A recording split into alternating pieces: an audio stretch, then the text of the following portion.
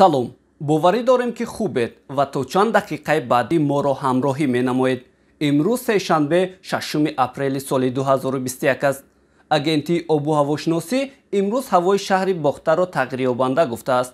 ҳарорати ҳаво рӯзона то 22 дараҷа ва шабона то 7 дараҷа гарм мешавад.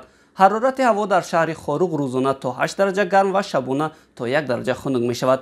эҳтимолияти боридани суси борону барф пешгӯӣ мешавад. дар шаҳри хуҷанд ҳаво бебориш аст. ҳарорати ҳаво рӯзона то 20 дараҷа ва шабона то 6 дараҷа гарм мешавад. 6 апрел ҳаво дар шаҳри душанбе тағйирёбандаи бебориш буда рӯзона то 18 дараҷа ва шабона то 6 дараҷа гарм мешавад. ба иттилои агентии обу ҳавошиносӣ рӯзҳои 5-7 апрели соли ҷорӣ дар ноҳияҳои кӯҳӣ фаромадани тарма ва дар ноҳияҳои алоҳидаи доманукӯҳӣ ва кӯҳии ҷумҳурӣ фаромадани сел аз эҳтимол дур нест.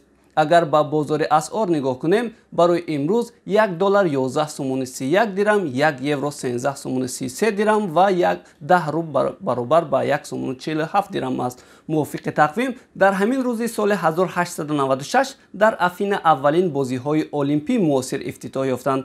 соли 1965 дар Имия аввалин моҳвораи тиҷоратӣ дар самти алоқа сар дода шуд.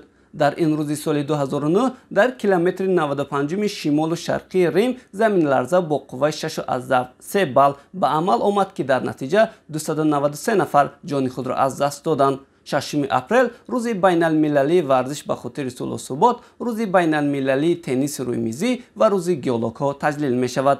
агар ба ҷадвали барномаҳои радиои Тоҷикистон назар кунем, имрӯз дар соати 10:15 барномаи рисолати муқаддас, дар соати 11:15 барномаи меҳвар ва дар соати 11:40 барномаи набзи сиёсат пахш мешавад.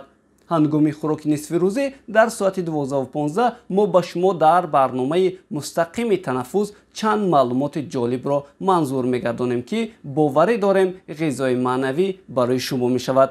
соати 13:15 барномаи мустақими маърифат, соати 14:10 барномаи таҳлилии ҳаёти деҳот, соати 15:15 барномаи низом ва масъулият ва дар соати 16:15 такрори барномаи набзи сиёсатро шунида метавонед.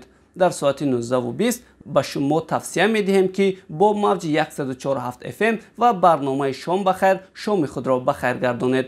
бояд гуфт ки радиои Тоҷикистон ҳамарӯза ва дар ҳар соат барои шунавандагон хабару гузориш омода мекунад.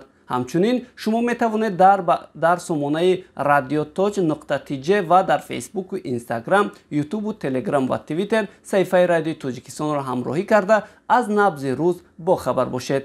ба диққататон ташаккур.